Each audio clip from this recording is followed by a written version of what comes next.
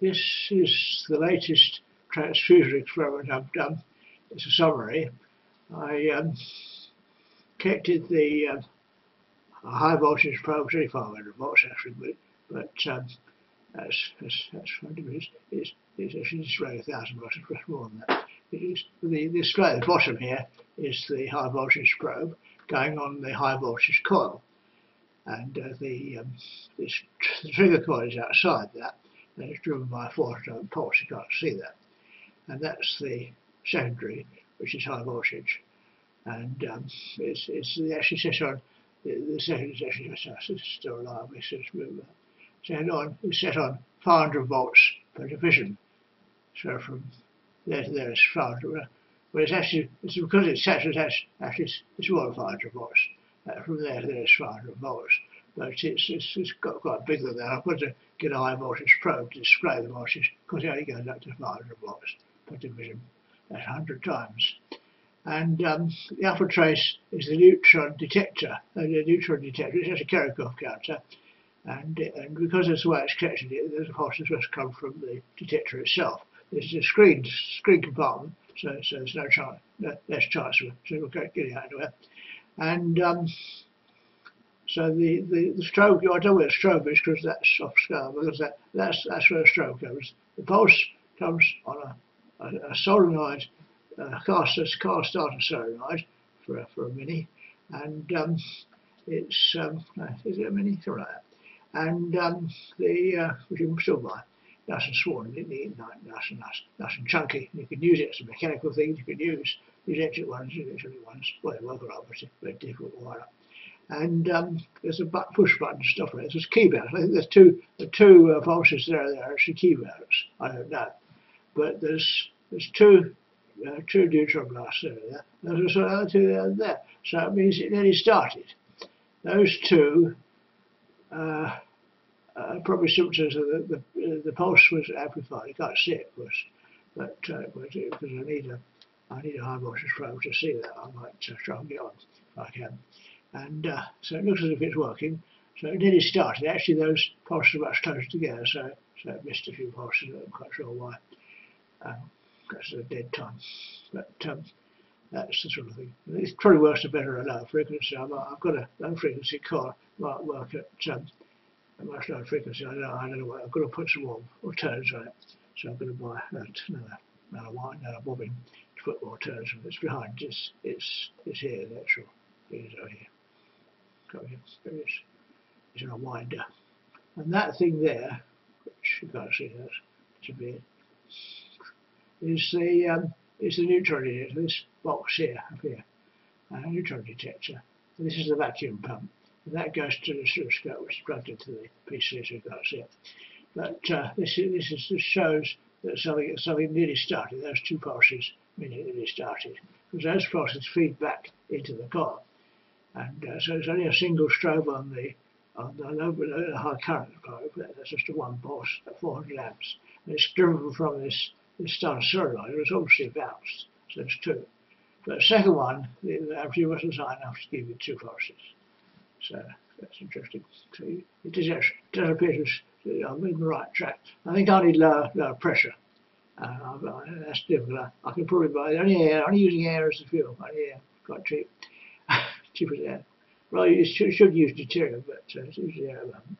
And I'll try to get a hydrogen tube from a manufacturer in America, but the energy tubes, because they're custom built things, they're $80 each, which is a bit expensive.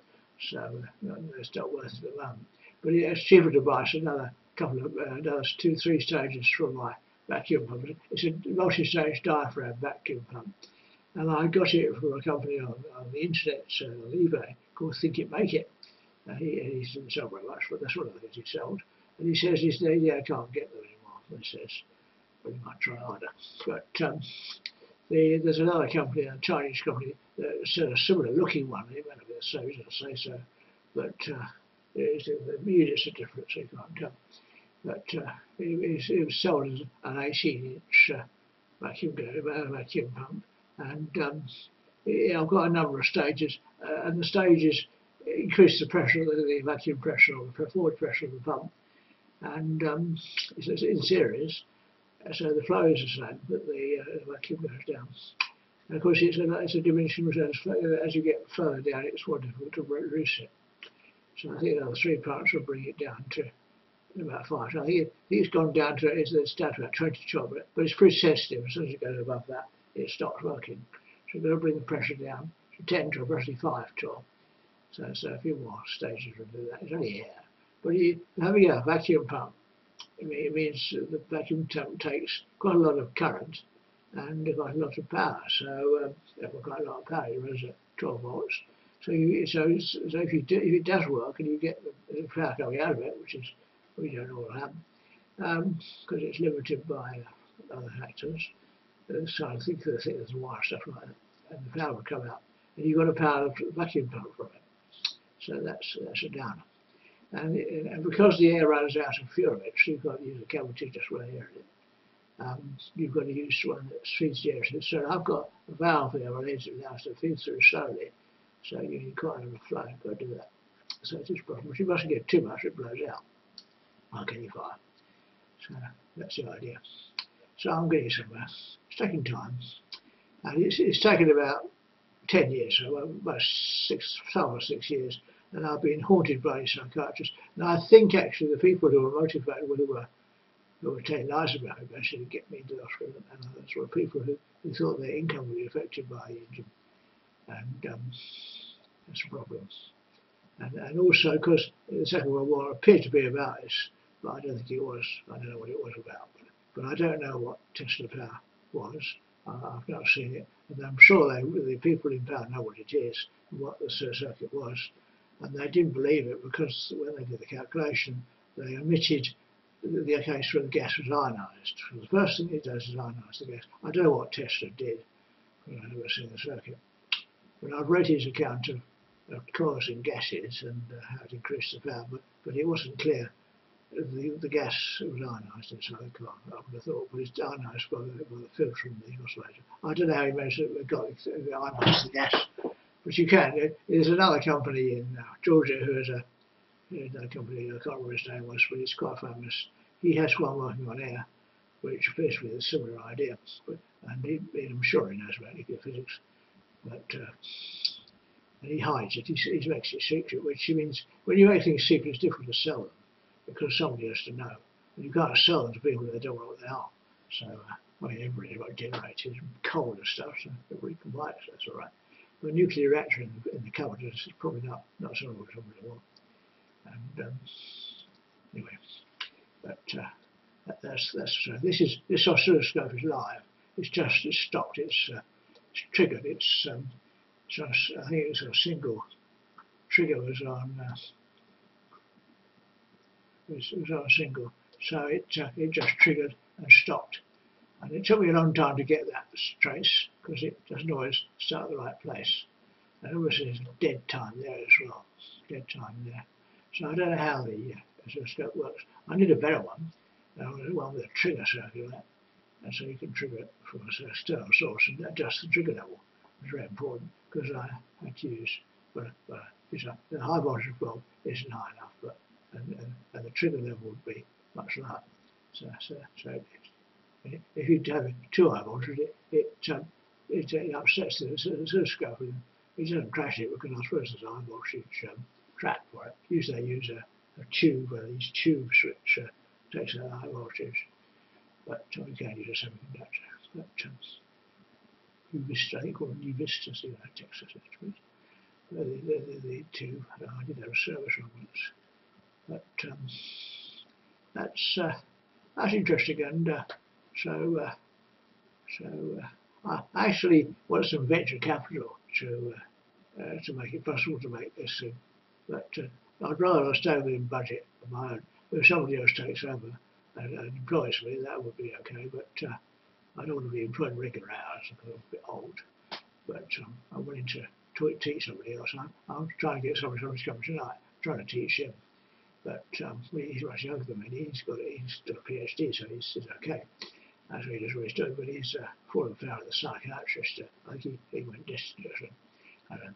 But anyway, so I'm not employed because I've got any money. But he's going to work here, and I'll pass it on to him so that he can make his own, or help me set up a company, and then eventually make money if we can sell it.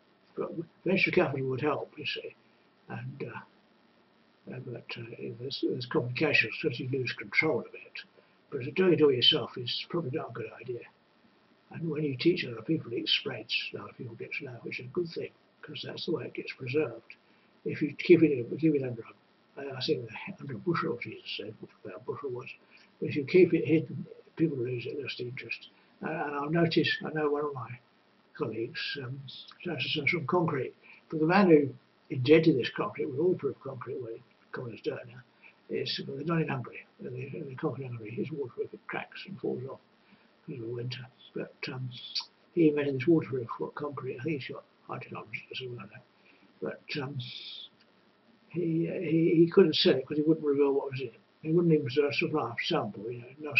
And I've known another man who had this fireproof paint, and he would not supply samples or explain what it was, so he couldn't sell it. So, but keeping things secret is not a good idea. You've got to tell people, and then people, if people want it, they'll pay you. But so far, I haven't got a working machine. But it looks like it's nearly working because there's two. Normally, a working machine, you've got a whole lot of pulses there, and these thrusters will carry on. These thrusters are much bigger altitude than that, or they are probably about 7,000 volts. But the capacity in the oscilloscope is limited to whatever it is, quite small. It's actually, what is it? It's 5 volt, so it's limited to 5 volts. So you have to have a, so I think the limit is more than that. It's actually 5, 10, 20 volts, about 20 volts peak to peak. And the 500 volts is going to be not more than that.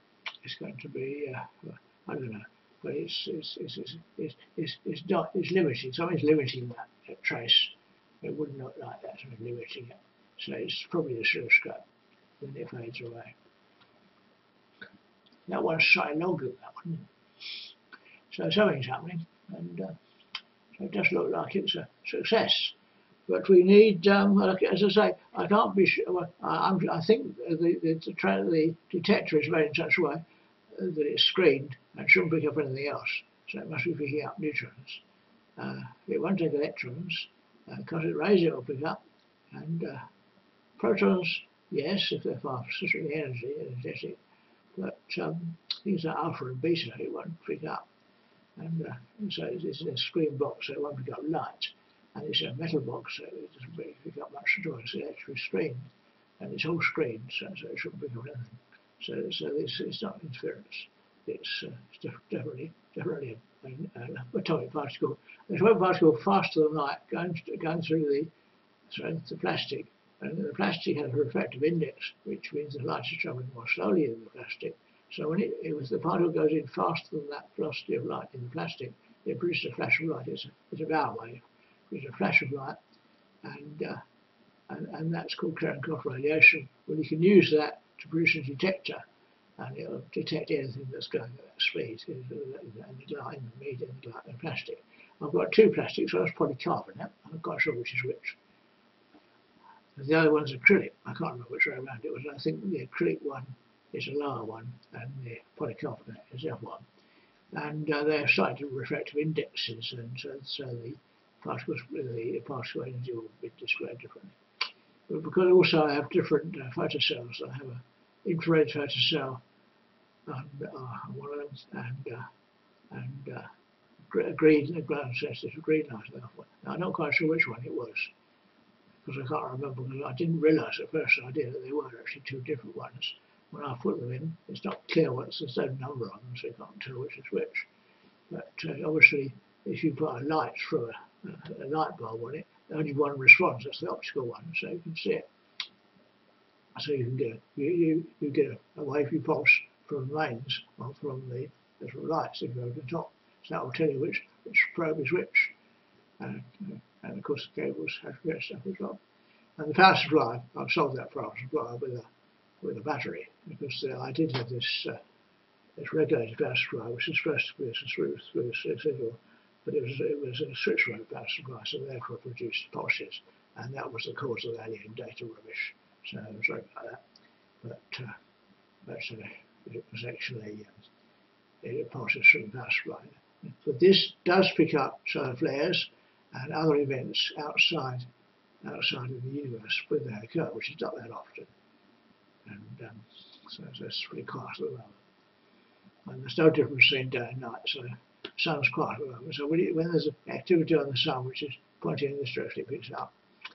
That's interesting. So it's also a solar detector, and of course it will actually pick up events away from the Earth, like supernova and nova and things.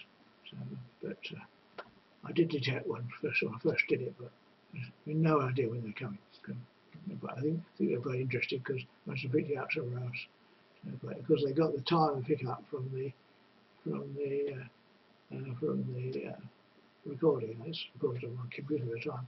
If it's correct, of course. Anyway, computers don't always give the right time. They're synchronised with the atomic clock somewhere. Anyway, so that's all for today. I'm hoping this friend of mine will come soon. I think he's coming in half an hour's time or so. So I'll show him the trace and have a chat. And I want him to fix the oscilloscope because it's noisy. That's not a problem, I say, because sometimes the cure is worse than the disease. Hopefully, it doesn't break it.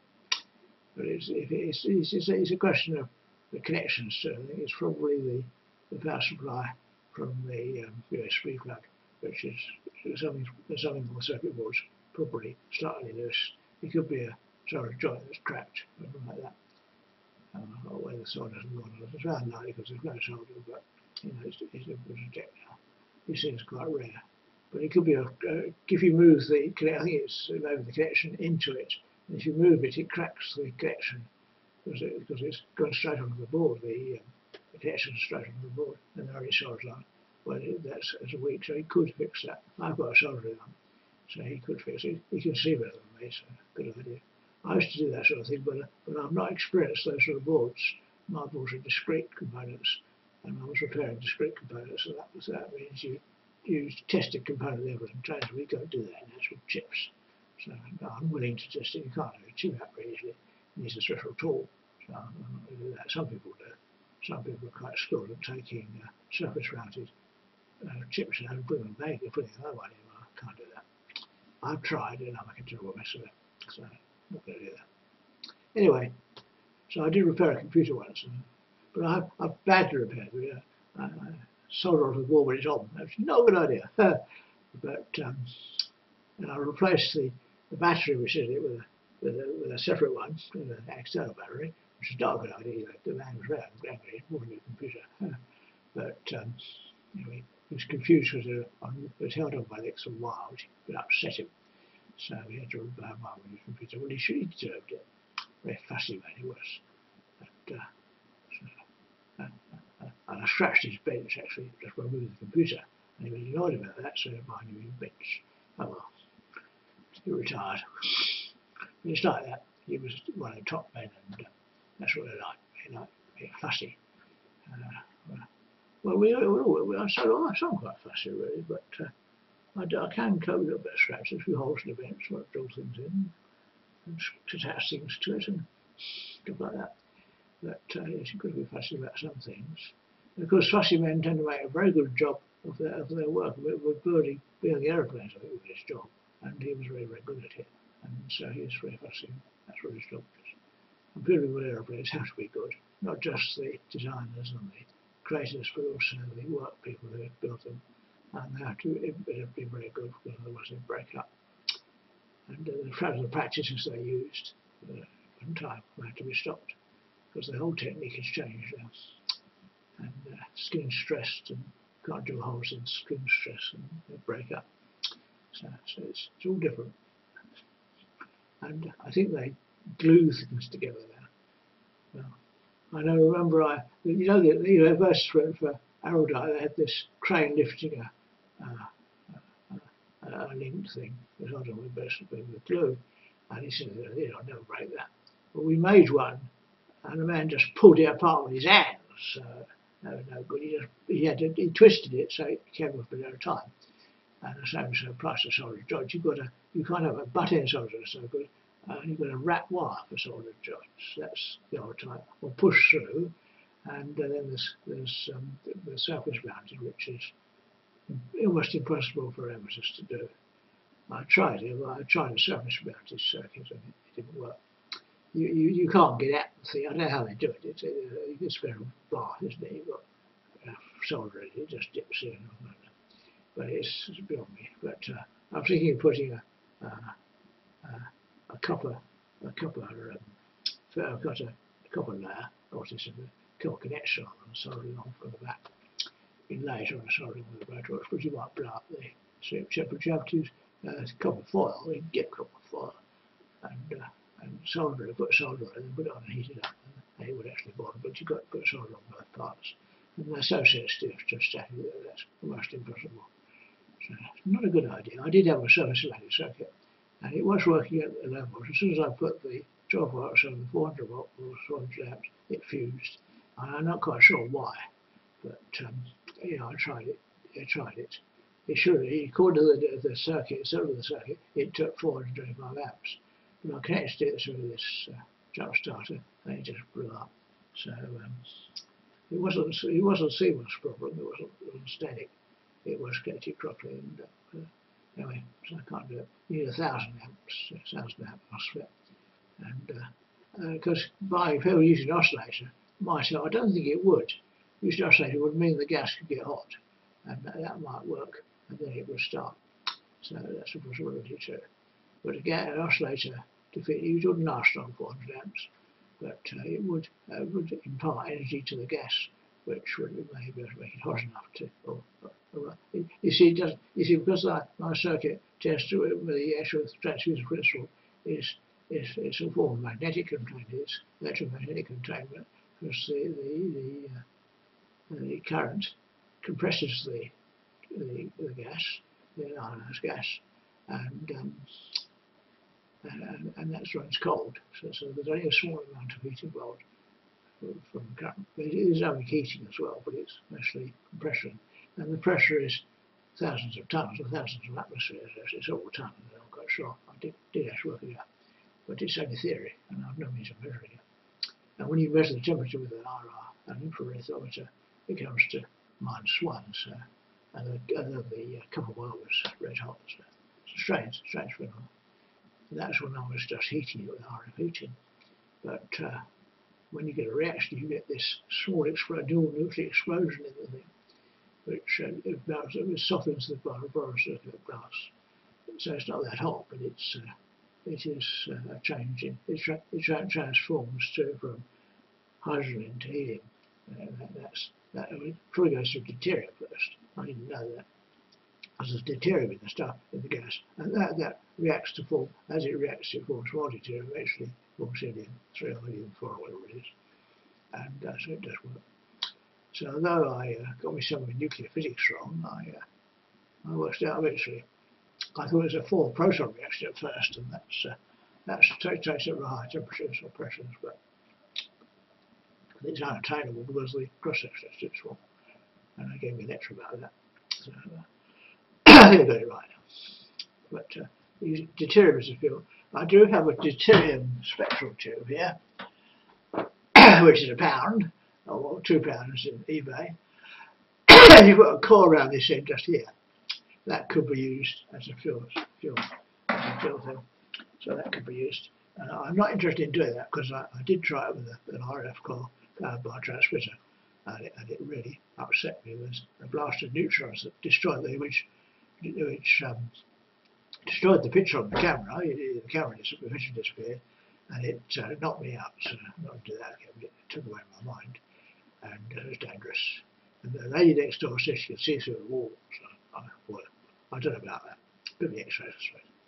Anyway, so it's dangerous. So not going to do that. So when the machine's made, it must run at a lower power and have a screen. And I think polystyrene, high density polystyrene is a good screen because it has an atmosphere. It works by Compton scattering.